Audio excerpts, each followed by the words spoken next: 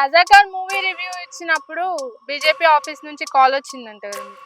ఆ క్యారెక్టర్ కి అనసూయ అవసరమా? అంటే అనసూయ అంత ఫైట్ చేస్తే అంత ఎగిరిపోద్దా, అంత గొప్ప కడితే అంత ఫైట్ రా, జాకీ చాన్ కన్నా గొప్పదా?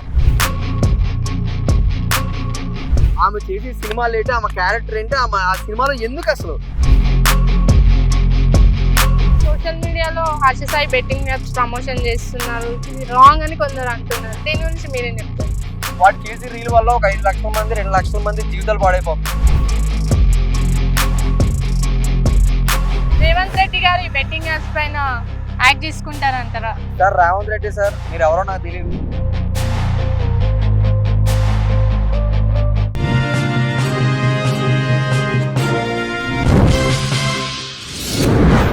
హాయ్ హలో అందరికీ నమస్కారం, నేను మీ Ralika. Welcome to social post TV. Kushi movie review ఇచ్చినప్పుడు విజయ్ దేవరకొండ ఫ్యాన్స్ మీ మీద అటాక్ చేశారంట కదా? ఖుషి మీరు చెప్పింది కరెక్టే, అటాక్ చేయలేదు, ఓన్లీ కాల్స్ మాత్రం వచ్చినాయి. కాల్స్ అనేవి కామన్ గా వస్తా ఉంటే నా నెంబర్ ఎవడో లఫ్డ్ గడ్ ఇచ్చాడు, గ్రూప్ లో పడిస్తాడు. సో నాకు కాల్స్ వచ్చినాయి, పెద్ద పెద్ద ఆర్డర్లు వచ్చినాయి, కానీ ఏది ఫరక్ పడలేదు నాకు. సో నేను ముఖ్యంగా రివ్యూస్ కి రాకపోవడం కారణం ఏంటంటే now I'm busy with shoots తో బిజీ ఉన్నాను. అట్లా So, కవర్ అందుకే చేసుకుంటున్నారా? కవరింగ్ ఏం లేదండి. మరి కల్కి మూవీకి ఎందుకు రివ్యూ ఇవ్వడానికి రాలేదు? కల్కి మూవీ రివ్యూ ఇవ్వడానికి రాలేదు అంటే నాకు టికెట్ దొరకలేదండి. కల్కి రిలీజ్ అయ్యి చాలా డేస్ అవుతుంది కదా, ఇప్పుడు కూడా టికెట్స్ లేవంటారా? అవసరం లేదు, ఆల్రెడీ చూసాను నేను ఆల్రెడీ చూసేసాను. మూవీ ఇప్పుడు రూల్స్ కల్కి మూవీ గురించి ఏం చెప్తారు? కల్కి మూవీ గురించా? సో కల్కి మూవీ గురించి చెప్పాలంటే ప్రభాస్ దుమ్ము లేపాడని చెప్పాల్సింది, 1 man షో అని చెప్పాల్సి. కానీ ఇక్కడ నా డౌట్ ఏంటంటే ప్రభాస్ హీరోవా లేదంటే అమితాబ్ బచ్చన్ హీరో నాకు అర్థం కావట్లేదు. అంతే, మీదంతా యాస్టిస్ బానే ఉంది, స్క్రీన్ ప్లే బానే ఉంది, కొంచెం డైరెక్షన్ అతను బానే చేశాడు, నాగాశ్విన్ బీజిఎం కూడా ఓకే. ఇంకేం చెప్తాను చెప్పండి. ఇందులో ఇంకా చాలా మంది యాక్టర్స్ ఉన్నారు, రాజమౌళి గారు ఉన్నారు, నాగాశ్విన్ గారు ఉన్నారు, మృణాల్ ఠాకూర్ ఉంది, చాలా ఇంకా దుల్కర్ సల్మాన్. సో వీళ్ళందరి గురించి ఏం చెప్తారు? దల్కర్ సల్మాన్ అండి. దుల్కర్ సల్మాన్. మీరు రివ్యూస్ చెప్పడానికంటే పర్సనల్ అటాక్ ఎక్కువ చేస్తున్నారు, వైరల్ అయిపోదామని. వైరల్ నేను ఇప్పుడు అవ్వలేదే, నా ఫస్ట్ సినిమా రివ్యూ అక్కడ అప్పుడే వైరల్ అయిపోయినా. కొత్తగా వైరల్ అవడానికి ఏం అంటే లేదు. పర్సనల్ అటాక్ చేస్తే వైరల్ అయిపోతామని అనుకుంటున్నారా? నేను 200 మూవీస్ రివ్యూస్ చెప్పిన, ఓకేనా? 200 ప్లస్ అయింది, ఓకేనా? సో నాకు దేనికి అటాక్ అవ్వలేదు, నాకు ఆల్రెడీ రావాల్సిన ఫేమ్ వచ్చింది. అలాగని చెప్పి నేను గొప్ప స్థాయికి ఎదిగిపోయానని చెప్పలేదు. ఏదో నా మీడియాలో నేనున్నా, నాకంటూ కొంచెం క్రియేట్ అయింది. సో నాకు ఒకరిని కించపరిచి గొప్ప ఎదిగిపోవాలని అవసరం లేదు, ఆల్రెడీ ఎప్పుడో ఎదిగిపోయానని నేను చెప్తున్నా. రజాకార్ మూవీ రివ్యూ ఇచ్చినప్పుడు బీజేపీ ఆఫీస్ నుంచి కాల్ వచ్చిందంట కదా మీకు? రజాకర్ మూవీ మీరు చూసారుగా? Hmm. సరే, సినిమాలో ఏముంది, తెలంగాణ నుంచి గొప్పగా చూపించారు, ఎన్నో కష్టాలు అంతా అయిపోయింది. ఆ క్యారెక్టర్ కి అనసూయ అవసరమా? మరి ఎవరిని అంటే అనసూయ అంత ఫైట్లు చేస్తే అంత ఎగిరిపోద్దా, అంత గొప్ప కడితే అంత ఫైట్ రా, జాకీ చాన్ కన్నా గొప్పదా? ఇప్పుడు అనసూయ ఎందుకు వచ్చింది? సినిమాలో అనసూయ కదండి ఉంది, అనసూయ ఉందా లేదా? మిగతా వాళ్ళు కూడా ఉన్నారు కదా. నాకు అన్ని అనవసరం అండి, ఎంత మంది ఉన్నా సరే ఫ్రేమ్ కళ్ళు ఆటోమేటిక్ ఒకళ్ళ మీదకి వెళ్తా ఉంటాయి. మీ కళ్ళు ఆమె దగ్గరికి వెళ్తున్నాయని అలాంటి వాళ్ళని తీసుకొచ్చి పెడతారు కదా మూవీస్ లో. అది ఆ డోల్ తీసుకొచ్చి పెడితే కొన్ని సినిమాలు హిట్ అవ్వవు, కిందకే వెళ్తాయి, పైకి వెళ్ళవు. అంటే మీ రివ్యూస్ బేస్డ్ తీసుకొని వాళ్ళు డైరెక్ట్ చేయాలా? ఎగ్జాక్ట్లీ, ఇది రివ్యూ అనేది నా పాయింట్ ఆఫ్ ఒపీనియన్ అన్నమాట. నాకు దొరదొస్తా నేను గోక్కుంటాను, నా సినిమా చూస్తాను నేను రివ్యూ చెప్పుకుంటాను. నీకు ఏమైనా అబ్జెక్షన్ ఉందా? చూసి ఆడియన్స్ కి ఏమైనా అబ్జెక్షన్ ఉందా? Every man has own style and own taste. ఆ డైరెక్టర్ కూడా అనసూయ ఉంటే బాగుంటదని పెట్టుంటారు కదా. అనసూయ బాగుంటదని పెట్టారు, కరెక్టే. మీరు అన్న పాయింట్ ఆఫ్ వ్యూలో, audience point of view, direction point of వ్యూలో ఓకే. ఆమె చేసే సినిమాలు ఏంటి, ఆమె క్యారెక్టర్ ఏంటి, ఆమె ఆ సినిమాలో ఎందుకు అసలు? వై అనసూయ అంటే అనసూయ ఎంతో ఒక విజయశాంతి గారిని పెట్టొచ్చు కదా. అంటే విజయశాంతి గారు గొప్ప కదా, అనసూయ గొప్ప? మీరు చెప్పండి. విజయశాంతి గారు ఇప్పుడు పాలిటిక్స్ లో ఉన్నారు కదా యాక్టివ్ గా. సరే, ఒక సుహాసిని గారు సుహాసిని ఇప్పుడు అంటే క్యారెక్టర్ తగ్గట్టు, అంటే ఆవిడకి సుహాసిని గారికి మార్కెట్ లేదంటారు. ఇప్పుడు బిజినెస్ కదా మూవీ అనేది. అంటే అది కాదు, ఇప్పుడు సుహాసిని గారికి మార్కెట్ నేను లేదు, అలా అనట్లేదు. మరి మార్కెట్ ఉంటేనే అంటున్నారు కదా మీరు. మార్కెట్ లో ట్రెండింగ్ ఉన్న వాళ్ళని పెడతారు కదా. అంటే ట్రెండింగ్ లో లేదా? ఉద్యమకారుల మూవీని కించపరచడం అసలు ఎంతవరకు కరెక్ట్? అసలు ఉద్యమం అంటే ఏంటి? హైదరాబాద్ కోసం అంత పోరాడినారు కదా. అంటే పోరాడితే ఉద్యమం అయిపోద్దా? మా రాటోళ్ళు ఎంత మంది ఉద్యమం చేస్తా ఉంటారో తెలుసా? తాగేసి బయటకు వెళ్తుంటే పోలీసులు దొరికినప్పుడు ఆ ఉద్యమం వేరు. అదేనా? మేము పోలీసులు రిక్వెస్ట్ చేసుకుంటాం, సార్ డ్రంక్ అండ్ డ్రైవ్ లనే తీసేయండి, లేదా డ్రంక్ అండ్ డ్రైవ్ టెస్ట్ లనే ఆపేయండి సార్. మేము కూడా ఉద్యమం చేస్తా ఉంటాం. ఎన్నిసార్లు దొరికినారు? నేను తాగాను కదా బేసిక్ గా. మరి మాలాంటి వాళ్ళు తాగి అది మాలాంటి సింగిల్స్ కున్న కష్టాలండి అవి, వాటి గురించి చెప్తా ఉన్నాను. అది ఒక ఉద్యమమే. ఉద్యమాలు చాలా రకాలు ఉంటాయండి. సో ఇదొక ఉద్యమం అన్నమాట. సినిమాలో ఉద్యమం అంటే ఉద్యమం గురించి చూపించాలి, అంతేగాని ముస్లింస్ కించపరుస్తూ చూపించకూడదు. సినిమాని సినిమాలా తీయాలి. ఓకేనా? సినిమాలు చేసినా కానీ ముస్లిమ్స్ కొంచెం కించపరిచిన అనిపించదు. ఇప్పుడు నీకు మనకి బ్యాక్గ్రౌండ్ మనకు తెలియదు, మన ఆ రోజుల్లో మనం పుట్టలేదు, మనం చేయలేదు. సినిమాలో చూసినట్టయితే పాత్రలన్నీ కల్పితమే అని ఉంది. సో ఆ ఫ్రిక్షన్ కూడా ఉంటుంది. ఎంతవరకు నిజం అన్నది తెలియదు, ఎంతవరకు అబద్ధం అన్నది మనకు తెలియదు. సో తెలియని దాని గురించి మనం ఎప్పుడు మాట్లాడకూడదు. అందుకే నేను ఆ రోజు ఆ రివ్యూ అలా చెప్పాను. అది now you got the point, I think so. Industry నుంచి అయితే మీకు గట్టిగా కాల్స్ వస్తున్నాయని భయపడి ఈ మధ్య మూవీ రివ్యూస్ ఇవ్వట్లేరంట. సో భయపడి కాల్స్ ఇదన్నారు కదా. సో ఓకే, మీకు ఆ డౌట్ రావచ్చు, అందరికీ రావచ్చు. నేను మళ్ళీ శుక్రవారం వస్తా, మళ్ళీ సినిమా రివ్యూ చెప్తా, అప్పుడు మీరే చూడండి. ఇప్పుడు సోషల్ మీడియాలో Harsha Sai betting apps promotion చేస్తున్నారు. ఇది కరెక్ట్, ఇది రాంగ్ అని కొందరు అంటున్నారు. దీని గురించి మీరేం చెప్తారు? ఫస్ట్ పాయింట్, ఇదివరకు నేను బెట్టింగ్ యాప్ ప్రమోట్ చేశాను, నా ఇన్స్టాలో నేను పెట్టాను. కానీ నన్ను పెట్టి చాలా మంది ఏంటంటే, అన్న డబ్బులు రావట్లేదు, అన్న ఇది రావట్లేదు అంటే దగ్గర ఒక 3 to 4 మెంబర్స్ నేను రిటర్న్ కూడా పంపించడం జరిగింది. ఎవరైతే ఉన్నారో అంటే అప్పుడు నాకు డబ్బులు లేకపోయినా సరే నేను పంపించా, ప్రమోషన్ నేను తీసుకున్నా. నాకు అది కరెక్ట్ కాదనిపించి అప్పటి నుంచి బెట్టింగ్ యాప్స్ అనేవి అవాయిడ్ చేశాను. అర్థమైందా? సో బెట్టింగ్ యాప్స్ చెప్తాను, బెట్టింగ్ యాప్స్ అనేది ఏంటంటే కాజెస్ టు డెత్ అన్నమాట. సో బెట్టింగ్ యాప్స్ అసలు ఎవరు ప్రమోట్ చేయొద్దు, అసలు చేసే వాళ్ళని కూడా నరికేయండి. అది నేను చెప్పేది. మరి హర్ష సాయి కంటిన్యూగా ప్రమోట్ చేస్తూనే ఉన్నారు కదా, మరి ఇప్పుడు హర్ష సాయిని నరకేమంటారా? ఎగ్జాక్ట్ గా ఎన్కౌంటర్ చేసేయాలండి. ఈ బెట్టింగ్ యాప్ చేసే, ప్రమోషన్ చేసే ప్రతి ఒక్కరిని ఎన్కౌంటర్ చేసేయాలి. అది ప్రమోట్ చేసేవాళ్ళని కూడా ఎన్కౌంటర్ చేసేయాలి. మీరు ఏంటండి, 1 లక్ష రూపాయలు తీసుకుంటారా, ఒక 50,000 తీసుకున్నారా? మీరు 50,000 తీసుకొని ఇంకొక మంచి పని చేస్తున్నారు, కరెక్ట్ అంటలేదు. కానీ అదే 50,000 పెట్టి మీరు ఆ ప్రమోషన్ తీసుకుంటే ఇంకొక 50 కుటుంబాలు పోతున్నాయి. అర్థమైందా? సో ఇది కరెక్ట్ కాదు. ఎవడెంత గొప్పడైనా అవని, బెట్టింగ్ యాప్ అనేది ప్రమోట్ చేయడం ఇది కరెక్ట్ కాదు. ఇది కంప్లీట్లీ ఇల్లీగల్, ఫ్రాడ్. మరి హర్ష సాయి చాలా మందికి హెల్ప్ చేశారు. ఓకే, చాలా మంది కంటే ఎంత మంది హెల్ప్ చేసి ఉంటాడండి? డైలీ చూస్తుంటాం కదా, చాలా మంది పూర్ పీపుల్ కి ఇల్లు కట్టియడము, ఫుడ్ అదన్నీ చూస్తున్నాం కదా. వెళ్తాం దారిలో కొబ్బరి బొండం ఎంత అంటాడు, నాకు ఫ్రీగా ఎత్తావా అంటాడు. ఆడు ఫ్రీగా ఎత్తాడు, డబ్బులు ఎత్తాడు. అర్థమైందా? ఆ వీడియో పెట్టి రీల్స్ తెచ్చుకొని డబ్బులు సంపాదించుకున్నాడు.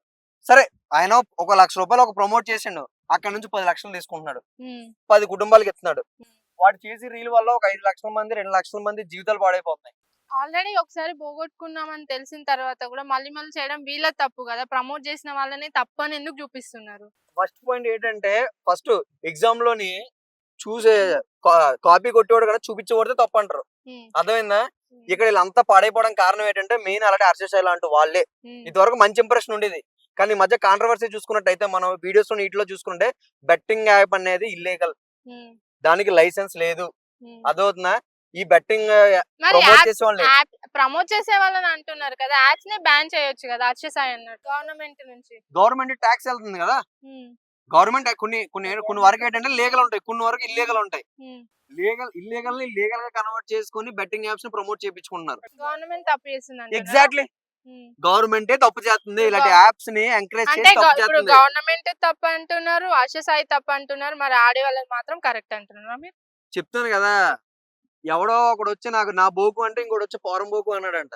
సింపుల్ గా చెప్పాలనుకుంటే యాప్ ని వీడంతగా ఇప్పుడు ప్రమోట్ చేయడం బట్టే జనాలు తెలుస్తుంది. అది తెలియనివాడు అసలు వాట్ ఈస్ వాట్ అని తెలియదు. అర్థమైందా? సో వాడు ఏం చేస్తాడంటే సింపుల్ గా చూపించి నాకు ఇస్తున్నాడు, వీళ్ళంతా నాకు ఇచ్చిపోతున్నారు, అంతే తేడా. సో బెట్టింగ్ యాప్స్ ని అసలు ఎవరు ప్రమోట్ చేయొద్దు, ఎందుకంటే ఇట్ కాజెస్ డెత్. ఇప్పుడు మనం చూసినట్టయితే నాకు తెలిసిన ఒక వ్యక్తి బెట్టింగ్ డబ్బులు అప్పులు పాలైపోయి రావాలని చెప్పి చాలా మంది సూసైడ్ చేసుకున్నారు, ఆత్మహత్య చేసుకున్నారు. సో ఇది కరెక్ట్ కాదు. ఫస్ట్ పాయింట్, జనాలు కూడా ఈ బెట్టింగ్ యాప్స్ ని బ్యాన్ చేయాలి, ఒక జీవో పాస్ చేయాలి అని అంటున్నారు. మరి ఇది ఎంతవరకు కరెక్ట్? డెఫినెట్ గా ఏదైతే మీరు చెప్పారో అది కరెక్ట్ అండి. ఒక జీవో అనేది, ఆర్డర్ అనేది గవర్నమెంట్ నుంచి ఖచ్చితంగా రావాలి. బెట్టింగ్ యాప్స్ ఆపితే సగం జీవితాలు బాగుపడతానండి. ఎందుకంటే ఈ betting apps it causes death, 100% death.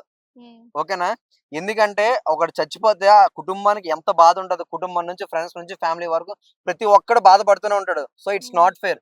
Betting apps ని త్వరగా రద్దు చేయాలని నేను గవర్నమెంట్ మనస్ఫూర్తిగా కోరుకుంటున్నాను, అంతే. మరి రేవంత్ రెడ్డి గారు బెట్టింగ్ యాప్స్ పైన యాక్ట్ తీసుకుంటారంటారా? సార్ రేవంత్ రెడ్డి సార్ మీరు ఎవరో నాకు తెలియదు, మీకు మనస్ఫూర్తిగా నాకు పెద్ద పరిచయం లేదండి మీకు ఉన్నంత.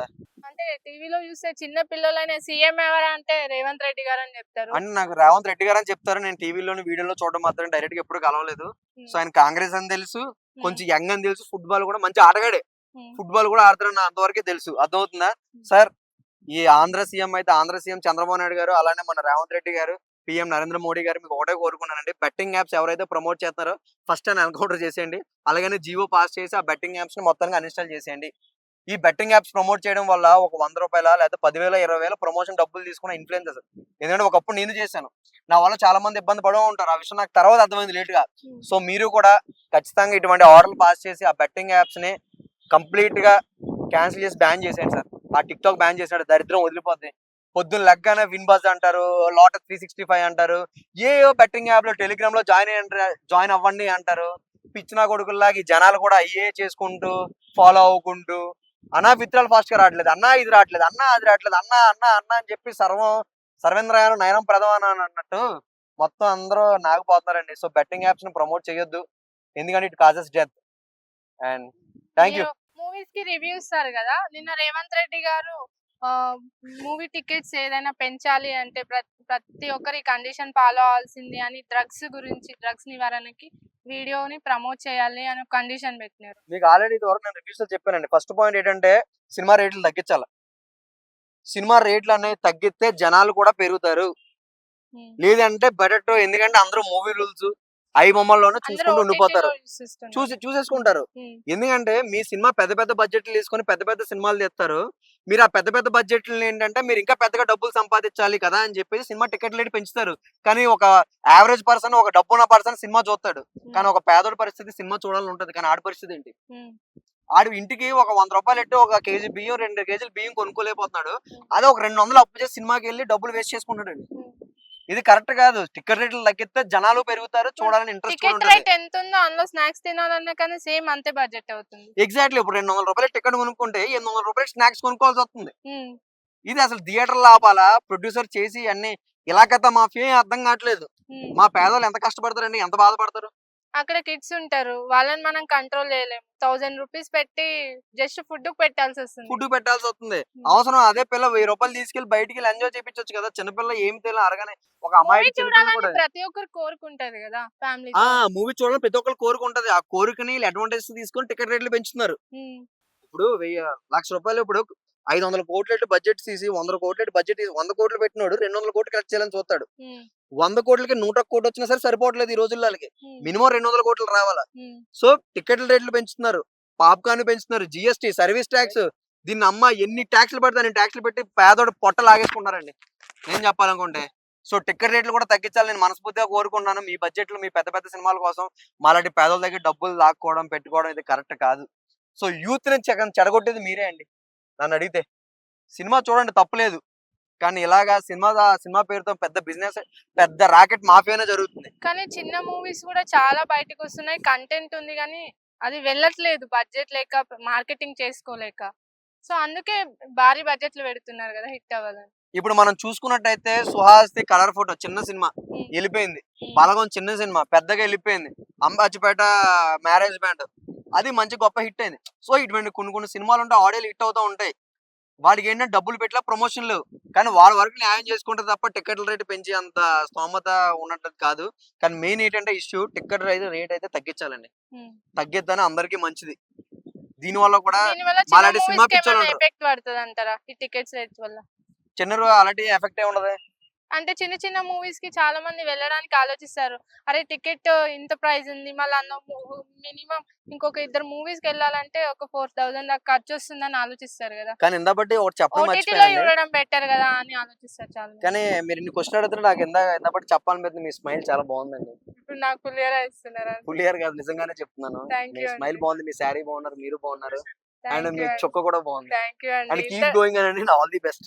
మీరు ఇలానే మంచి యాంకరింగ్ చేసుకుంటూ గొప్ప స్థాయికి ఎదగాలని మనస్ఫూర్తిగా మీరు కూడా ఎటువంటి కాల్స్ కి భయపడకుండా జెన్యూన్ గా మూవీ రివ్యూస్ కంటిన్యూ చేయాలని మేము కోరుకుంటున్నాము. Thank you so much. కాల్స్ దీనికి మన అసలు భయం అనేది లేదండి. ఒకటే చెప్పుకున్నాను, రివ్యూ అనేది నా point of view own review అన్నమాట. Every man has own style and own taste. నాది యూనిక్ స్టైల్ అనమాట, అది అందరికీ తెలుసు.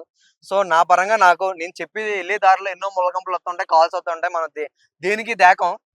నాకు కాల్స్ వచ్చిన మాట వాస్తవమే, బెదిరింపుస్ అయితే వచ్చినాయి, కానీ నేను దేనికి భయపడలేదు, నాకు అవసరం కూడా లేదు. ఎందుకంటే నాకు ఆడు ఫుడ్ పెట్టలేదు, నన్ను ఆడు కనలేదు, నన్ను ఎవడ ఏం చేయలేదు.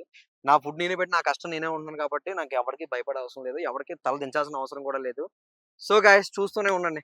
అండ్ థ్యాంక్ యూ పవన్ గారు, థ్యాంక్ యూ సో మచ్. మరో గెస్ట్ తో మళ్ళీ కలుద్దాం, అంతవరకు చూస్తూనే ఉండండి సోషల్ పోస్ట్.